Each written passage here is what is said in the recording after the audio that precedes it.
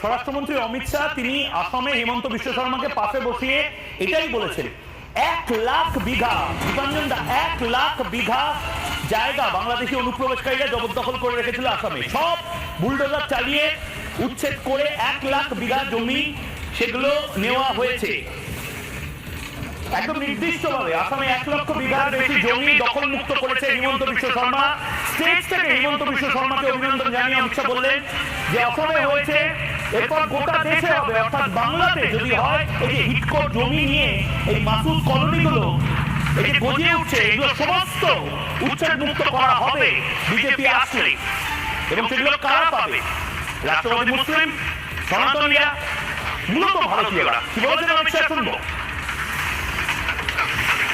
श्रीमद शंकर देव के स्मृति स्थान पर ये बांग्लादेशी घुसपैठिए थे, वो बराबर था।